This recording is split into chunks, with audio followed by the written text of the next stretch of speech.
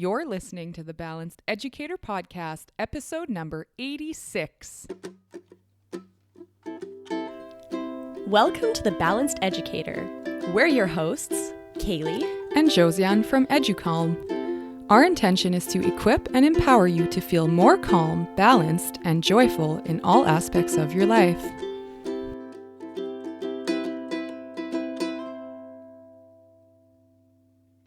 Hello and welcome to the Balanced Educator Podcast. We're so happy you're here. Today, we will be talking with occupational therapist Lauren Casey all about self-regulation in the classroom. But before we dive in, we want to share with you today's newest sponsor, Little Love Home. Little Love Home creates sustainable, minimalist goods for you and your home, and everything is handmade with love by a mom. All of her items are so beautiful. In particular, we love her hanging plant baskets. And something awesome about Little Love Home is that they donate 5% of net proceeds to Global Footprint Network. So check out littlelovehome.com. That's littlelovehome.com, and then click shop. And when you use the coupon code EduCalm10, you will receive 10% off your first order, and that's EduCalme. Again, check out Little Love Home and get your 10% off your first order using EduCalm10. All right, let's dive into the show. Hey, Lauren. Hello. Can you tell us a little bit about yourself? Yeah, I'm Lauren Casey, and I'm an occupational therapist. I've been working as a therapist for about 4 years, both in the school system and in the RHA, the regional health area. I worked kind of a more mental health position as of late, doing neurodevelopmental services for families, and now I'm headed back to schools in September. That's so exciting. Yeah, I'm excited to get back into a routine. Yeah. And I miss the kids, of course.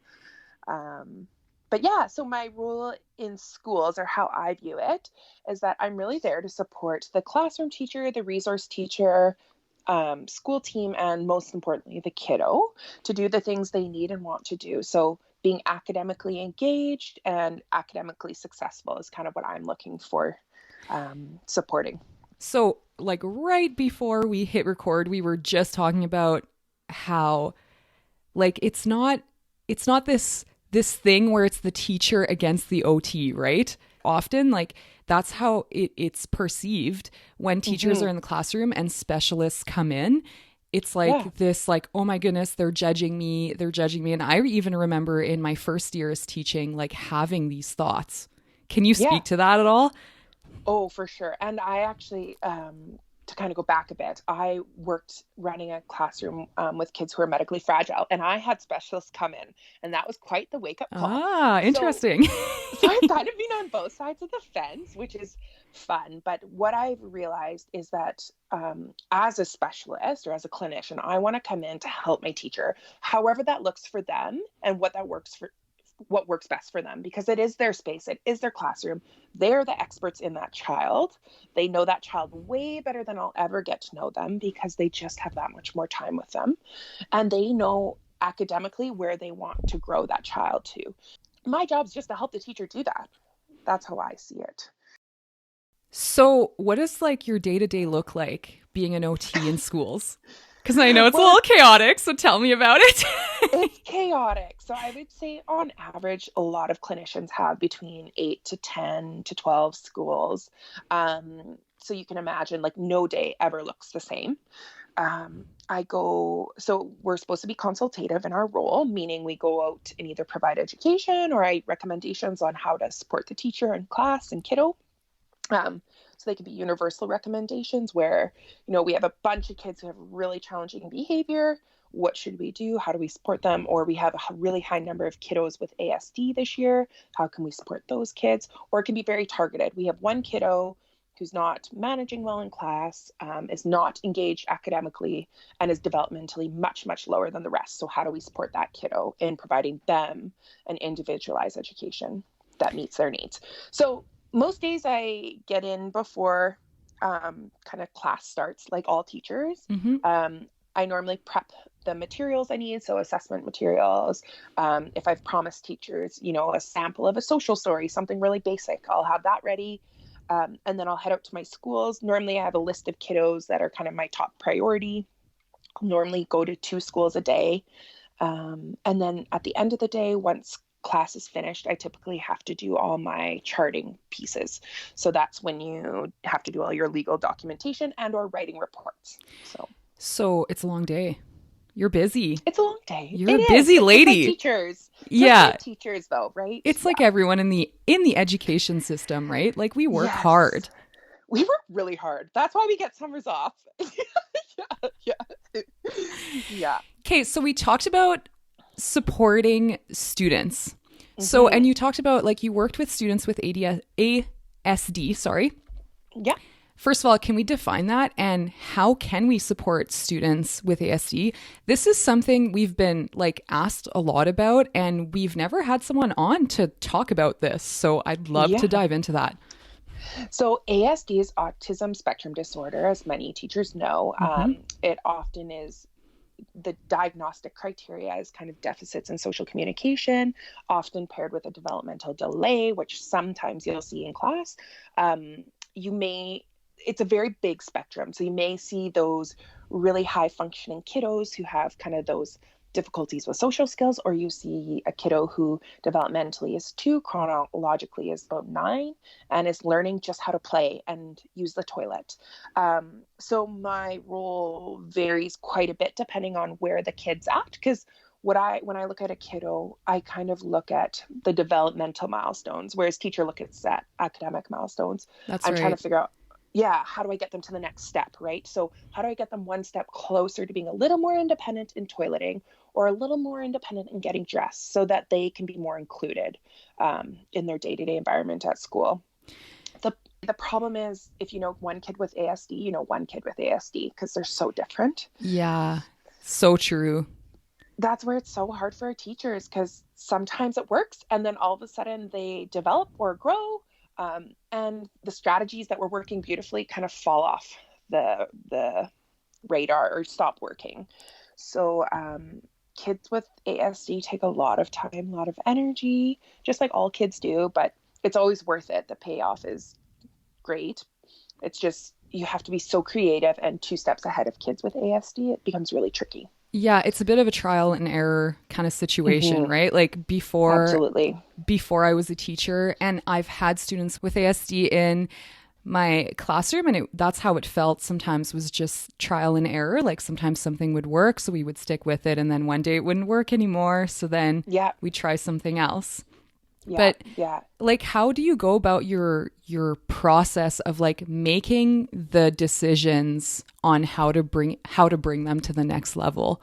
Yeah, I often try to say, like, to my teachers and to the parents that I work with, what do you want for your kiddo? Like, what do you want for them? Oh, in I 10 love years? that. Well, I try to be client centered, right? So what do they envision? So some parents, it's like, I want this kid to be able to get to rest so they can go to gym class in grade 6 with their peers and not be bullied. And some of them, it's, I want them to have a friend. I want them to be able to communicate. So that really is how I tailor my goals. It's really what the teacher, kiddo, and family wants. Although sometimes I try to sneak in my little goals as well, but that's kind of our... That's because you know what you're doing. Well, and of course you're like, I'd like to think that, but normally it takes a few things, right, to make that big dream of them having friends come together. But so a lot of OTs are known just for doing a lot of task analysis. So what steps do we need to figure out and sort out so that this kid can be successful in toileting? So for example, I may look at the cognitive skills of a kiddo. So what's their executive functioning like? What's their judgment? How do they sequence things? What's their physical abilities? Can they pinch their pants? Do they understand that they need to pull it up? do they have the muscles to do that? Do they understand the environment and social context? Like, it's not appropriate to pull your pants down before you get into the washroom. So we're just breaking all those steps down, right? So that we're doing really explicit teaching for these kiddos so that they understand kind of what's expected. And then as soon as it becomes routine, it becomes really easy for these kids, right? Do you mostly work with children with ASD in like regular inclusive classrooms? It's just so inclusive. Classrooms has been such a tricky topic, right? Yes. Yeah. Part of me is like, every child belongs, right? And needs to be in the classroom, but that's integration, not inclusion, right? Integration is Yes. having them there, but is it meaningful? So if it's not meaningful, then let them have meaning in something else. So I don't necessarily think every single kid needs to be sitting in class and, at that table that all their peers are at, because actually maybe what's meaningful for them is doing a little cooking group so that they can learn their math skills with a peer that's maybe 2 years older or 2 years younger, whatever that may be, right? Yeah. So it's about what are their goals and how do we make that? How do we become really creative in our resources to support that? Like, what is the best thing for that student? Right. Kind of And thing. what's the purpose of having them sit here? So maybe we have them sit at the desk because we want them just to connect with a peer in their classroom and belong that way. Yeah. Right. But maybe it is to do some math. So I'm always like, what's the purpose of having them do this? What's the purpose? Why? I love that. Great question to like ask yourself in any situation and with any kid, right? Right. Yeah. We really work with a huge gamut of kids. So I because of this recent position in the regional health, I would say I'm a lot more comfortable with ASD, but we do see kids who have traumatic amputations who just are struggling to write. Lots of kids with ADHD, FASD, kiddos who have trouble with eating. Like, it really can be, we can see kids with illness, injury, disabilities, or nothing, have no label at all, right? Let's talk about ADHD. Let's do it because Yes. like before we turned on the record button, we were talking about how like for me, like I've never had a classroom without a student who had ADHD, and most of the time I had a few of them. So how can, as teachers, like how can we manage that better and give these students like equal opportunities and create that inclusive classroom? Right. So a lot of our kids with ADHD struggle with those executive functioning skills, have sensory processing differences. So actually, I always say we treat what we see, right? If they have a label, great. If they don't, they don't. So as far as self-regulation, that can be a big piece for our kids with ASD, ADHD, etc. What we're trying to figure out is how to teach them to control their energy, their emotions, and behaviors in a way that's socially appropriate and in a way that allows them to respond appropriately to some sort of stimuli. Does that make sense? Yeah. I was going to ask you like what are examples of ways that we can do that? Okay, so it's really, we're trying to rewire the brain body connection, right? Because if kiddos have lots of stress, their brain, the frontal lobe, shuts off, and then we're going into that cortical region, which is that fight or flight region, right? And that's where they're acting out of impulse. So we need to bring that whole stress level down so that they have a bigger window of tolerance for, Johnny bumping them in line, or, them not getting the book that they want today. And I think I heard a quote from a fellow teacher who, she told me that she specializes in autism, and she told me that our kiddos are experiencing more stress now than they did in the Second World War, just because they're so, I know, which is, it's crazy to like think. I kind of knew that, but saying it like that, that's wow. Okay. Yeah, and I have to hunt her down and figure out where that information came from. But because of, the difference in family systems, the difference in parenting styles, the technology that's bombarding us, the demands that are put on teachers, like that all infiltrates their little bodies, whether they can express that to us or not. So how do we help them is like the big question, right? Of course. So tell me. I hope I have the answer. What I always say, the most important thing is that self-regulation is a developmental milestone. So when you have a baby, you rock them, right? And you look at them and you model what you want them to do. So when we are looking at kiddos with neurodevelopmental differences or just brain-based differences, we have to go back. We can't just say, use your sensory tool and be quiet so we can teach, right? We have to go back and model that. So the most important thing is having a regulated adult, a regulated, caring adult that listens to them. That's really hard when you have 25 kids. Yes. And like, so what does that mean? Does that mean that the adult needs to be doing something to make sure that they are regulated? Yes, they need to take care of themselves. So, and I see this a lot, right? I'll go into my classroom. It's right before March break. Everyone's done. The kids are done. They're loud. They're throwing things. They're acting not typical. They're not engaging academically, and the teacher's done. So, like, sometimes my job for that day is to give my teacher a hug and say, "You got 3 days, baby. Hold on." Like, because at this point, it's Yeah. how do I make you feel calmer so that you can attend to these 10 million things and 10 children in front of you who all have different needs, right? So how do you take care of yourself so you lower your overall stress level? What's your routine look like in the morning? How do you respond to these kids when they are in distress? Do you take a minute to step away when you can feel yourself going off the edge? Those are all things to support a regulated adult so we can co-regulate the child. Oh my God, I love everything you're saying. It's really good in theory. What I struggle with is that my teachers are often um, so darn good at what they do. They don't want to step away, right? It's almost becomes a pride thing, right? I don't want to leave the kid who's having a tantrum in the hallway, even though I can feel myself vibrating because I'm getting irritated because it looks bad on me. It doesn't. We're just human, right? And we all just have different abilities to manage different levels of stress throughout the day. Like if I'm hungry, don't talk to Oh me. my Don't give goodness. me a kiddo who's struggling, right? Hanger, So, right? Am I right? right. Yeah, yeah. So it's about managing our own arousal and knowing ourselves a little bit more. A lot of introspection, right? Understanding what are the body signs. For me, it's definitely a pounding heart. And then you get what we call limbic leakage, which is where you can tell with my eyes I'm getting pissed off.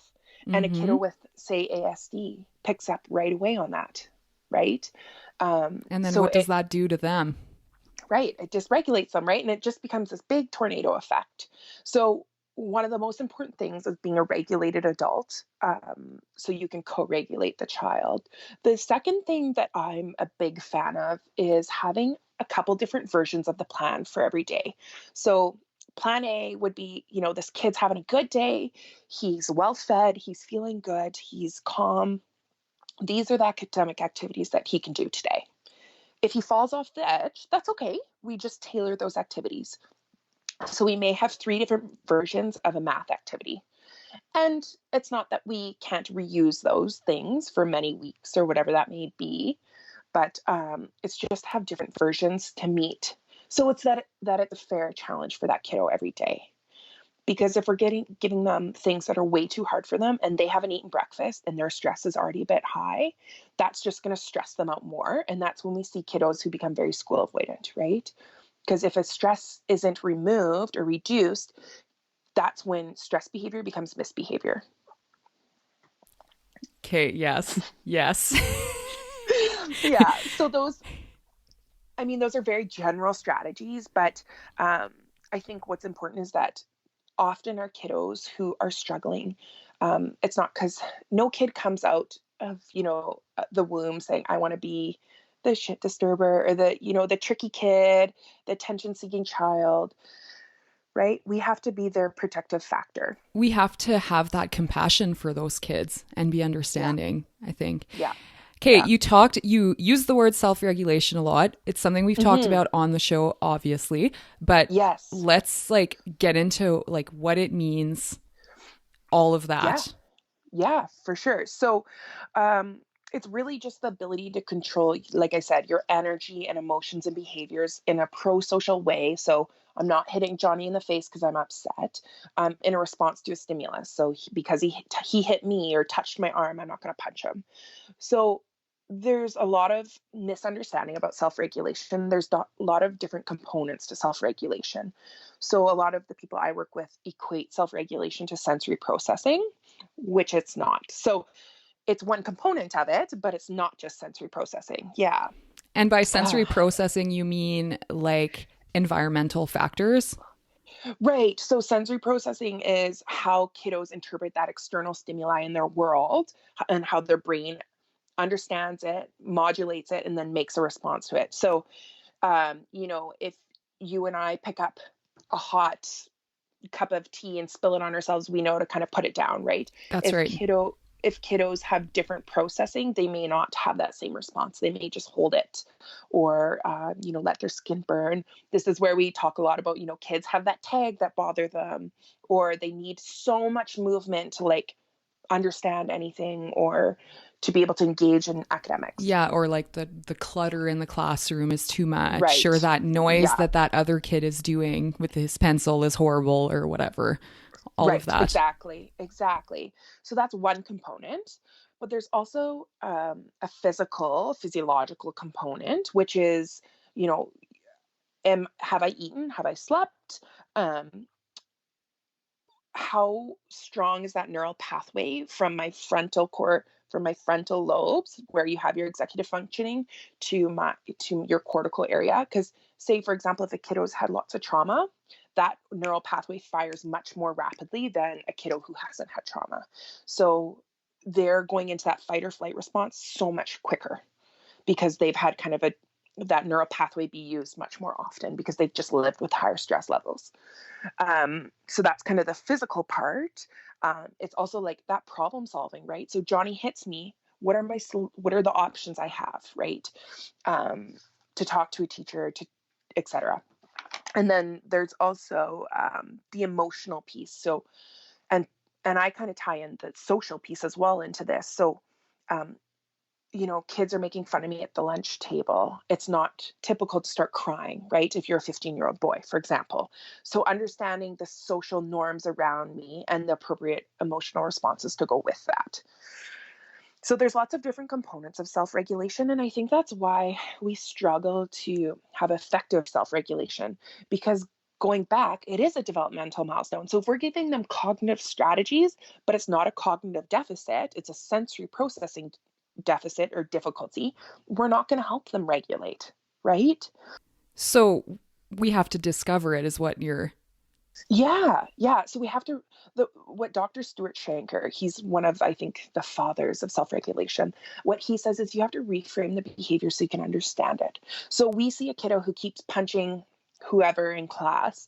How do we look at that in a way that we're interested, or not interested, sorry, inquisitive, so we can understand why that's happening and then figure out how to manage all those environmental components and teach the child different strategies and the interoception body awareness to know that that's going to happen.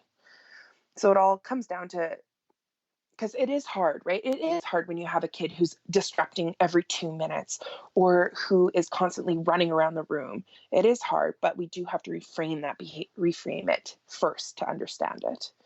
So, okay, so you're saying we have to understand it. And once we understand why it's happening, what's going on, then we're teaching them new strategies. Right. So, how can we explicitly teach them these strategies? Mm-hmm. Well, even before teaching strategies, we have to get them in touch with their body. So Okay. some of our kiddos, for example, with ASD, they really lack often skills in interoception. Not all kids, but some kids. So that means that grumbling tummy feeling, they don't necessarily equate that to being hungry. They equate that to discomfort, and that makes them upset. So teaching the body signs, and that's really hard to do. How do you teach someone that their bladder's full, right? That they have to use the washroom. So that's step one. And there are like at that point, you really want to talk to probably an OT or a psychologist just to get some ideas on how to develop it for that kiddo, because you want to make it age appropriate. But then at that point, you start teaching strategies that target kind of the component that they struggle with. So, for example, a kiddo with ADHD may struggle with judgment, that executive function, that cognitive piece. So, how do we teach them to have better judgment. So what I would say is, I do lots of social behavior mapping with our kiddos, right? Ooh, what does that So, mean? Tell me about it. so this is, I'm trying to remember the author, Carol. It'll come back to me, but she created a way to analyze, say, a social situation in a very non-judgmental way. So we're going to look at what happened through comic stripping or through talking about what was expected and unexpected um, reactions to that situation. So Johnny starts crying in the lunchroom.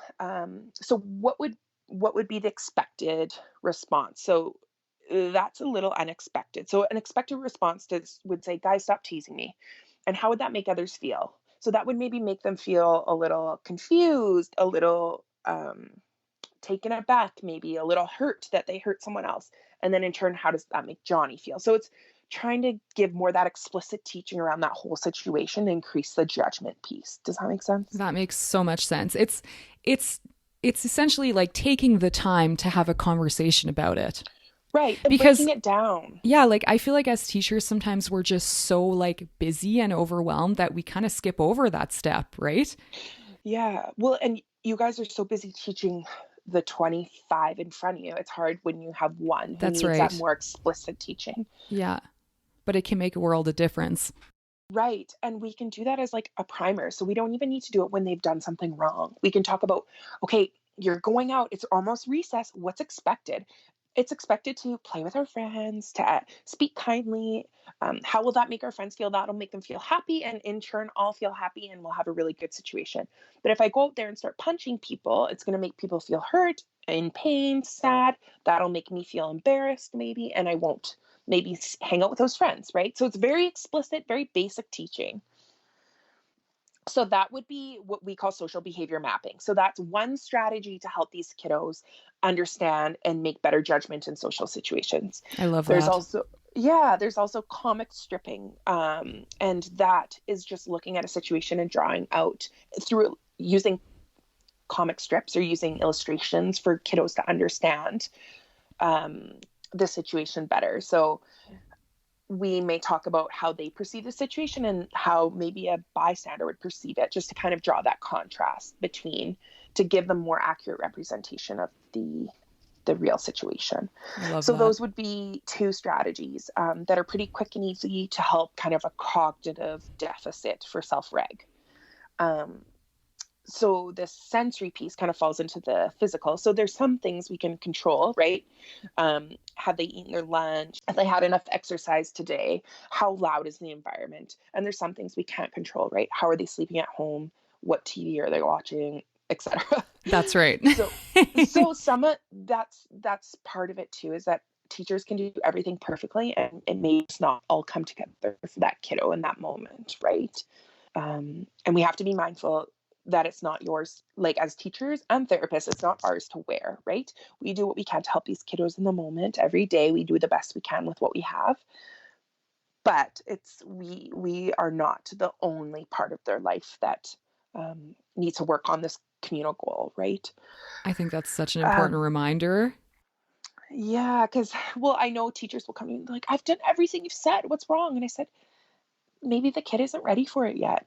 Like, it has to be important to the child that they, have friends, for example. And it has to be important to the family that they're included. So you talked about like if parents, if parents are maybe not, I don't want to say not doing their jobs as parents, but like if there's a lack there somewhere or there's something missing as an OT, like can you do anything about that? Do you ever end up talking to parents about things like this? Like how do you handle that? Because that's a struggle we all have. Sometimes is like dealing with that one parent and Yep. Yeah, and it's the same for us, let me tell you. So whenever I write a report or do anything official, I of course connect with them. I'll sit down in front of them, explain kind of my results and the strategies I'm hoping to try out and why. Um, where it gets really tricky is when you're hired by a school division, your client is your teacher and your kiddo.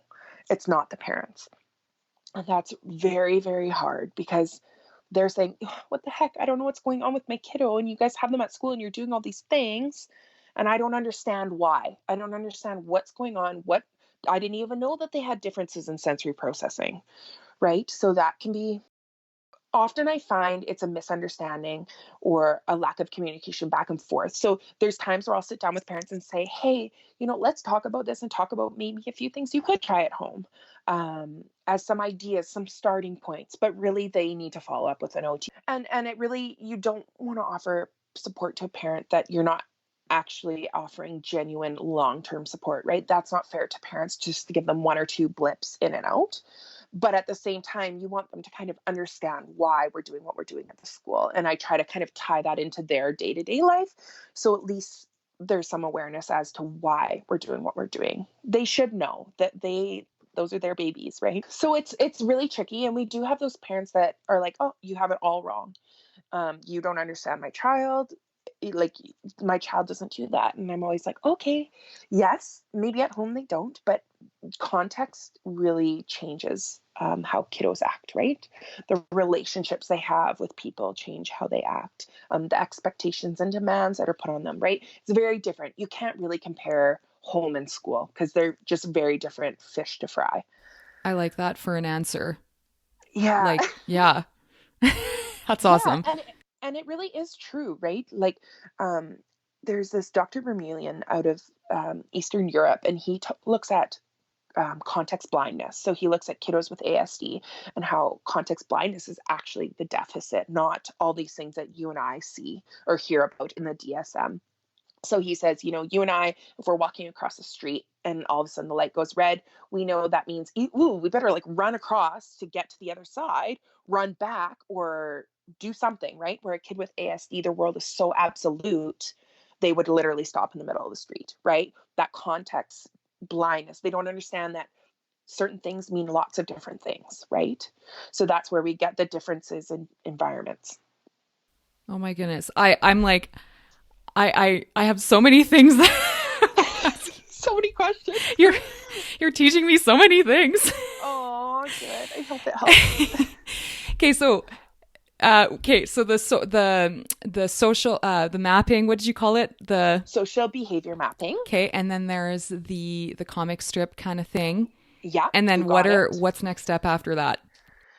Well, it really depends where you're seeing the biggest issue. So some of my kids with self-reg difficulties, we see the kiddos who are running through the room, very impulsive, and you see the kids who are sitting there and actually the most lovely child because they're not really saying it, but they're not really doing anything else at all, right? So we have those kids who kind of shut down internally or what I say shut down externally. So they're making they're like our little tornadoes, right? Yeah. so it really depends on kind of what is the main goal. So the social behavior mapping and comic stripping are often related to kind of those social skill deficits. If it's just like an academic engagement piece, a lot of the time that's when I kind of look at that plan ABC. Do we have the right plan for their level right now, their stress levels, their arousal level, and look at how to make myself more co-regulated so that I can be attentive and attuned to this child. I'm trying to think what would be another big problem you would say with our kids with self-reg. Well, I keep going back to focus. Mm-hmm. Like focusing on the task at hand, whatever that task might be. Yeah, we really see a huge difficulty with that across the board these days. And it's not kids with just a diagnosis, right? It's No, all it's, kids. yeah. I mean, and I get that you can't focus all day long. It's impossible. You're going to tune in Right. and out. But, sometimes it's to a point where you feel like they're falling behind academically because they're Right. not focusing. Absolutely. So one of the biggest things I look at is why are they not focusing? So sometimes, there's some social emotional stuff going on at home, right? That's very distracting. Sometimes it's that this kid hasn't gotten enough movement, so they're hypo aroused. So our engines all run at different speeds. Mine runs, and most teachers probably run a little higher, meaning we like a little more input. We like a little more stimuli. We're Yeah. often multitaskers. We like to be busy. So for those kiddos, what are we doing in their day-to-day life to help build in that movement for them or that busyness for them so that they have the just right energy level to engage in the task? So that could be one piece of it, right? That sensory physical piece, but it also could be an executive functioning or cognitive piece. Do they have the ability to sequence these activities? Do they understand that actually step one is to pull out your pencil and get a piece of paper before you start the math, So breaking it right? down, like giving them Breaking the it one down. task at a time kind of thing. Right. Yeah. And that's when I always say, like, to my teachers, like, mini plans are great. Visuals are really helpful because when our brain is processing information, it's working, right? They're not hearing or hearing anything that we're saying to them. So if you can write out a little mini plan, leave it there for them. It gives you a minute to kind of go attend to all the other needs, but also gives them a visual reminder so that when they're done processing information and they've forgotten what you told them to do, they can look down, right? It gives them a little more independence in their day-to-day academic activities. Um, but I would say a lot of the time I see kiddos with attention and focus difficulties as often they're either hypo or hyper aroused and their engines need to be brought up. So maybe this kid needs a little movement to wake them up. Or maybe this kid needs a bit of deep pressure to kind of calm them so that they can be at the right level to do their work. The problem is, yeah, like every kid is so different, right? So you could have every sensory tool under the sun in your classroom, but have you taught them how to use it, right? So, for examples, I'll go in and sometimes I see kids like whipping like that weighted lizard around on top of their head and like whipping it around and, or throwing fidgets in class. So one thing I say to my teachers is like, you have to have rules around them, right? A tool is not a toy, and when it is a toy, it's gone. So, because I know that's something with these sensory recommendations, teachers like, I'm not bringing that into my room because it's like, it's cuckoo bananas in here, right? And it absolutely can be. But if we're not teaching them how to use that appropriately, how can we punish them, right? Or not give Yeah, them that that's right. opportunity? Mm-hmm. It's creating the rules, but then also repeating them often. Like as teachers, we get so tired of repeating, but it is so important. Yes, I know. You guys, I feel so terrible. I'm like, just tell them like three more times and they'll get it. But these kids do learn, like, especially kiddos with neurodevelopmental differences, they need a lot more route explicit education, right? So that they can really make sense of something and internalize that information. Yeah. Okay, I love it. I love it. I feel like there's so much more I could ask you, but well, do you have anything else you want to add? Yeah, well, I just like a couple things I always tell my families and or teachers is I just want you guys to know that self-regulation takes like 3 or 4 years to develop. So it's not something you're going to solve in your classroom in a year or in a month. So again, going back to that developmental perspective, you start co-regulating that baby as soon as they come out. And about 5 years old is when they say, they can stop crying and talk with you, right? So it takes a long time for kids to learn how self-regulation. Um, I also think one of the most important things is that stress behavior, so this dysregulation can become misbehavior. So teachers are often saying like, I don't know if they're just like being like kind of a tricky kid or a little stinker, or if they are truly really dysregulated. And the problem is it can be both. So if a kiddo has a stress and it accumulates faster than it's taken away, that's reinforcing. So it'll become a misbehavior. Or if there's a stress behavior. So the kid's getting anxious because they have that math test and they throw their math test and the task demand is removed. That's reinforcing. So every time something's hard, I'm just going to throw this paper away, right? So that's something to be mindful of, is trust your gut. You probably know if they're just being little stinkers or if this is really truly, they can't do it. And they don't have control over their body right now, or their mind. This is their fight and flight response happening.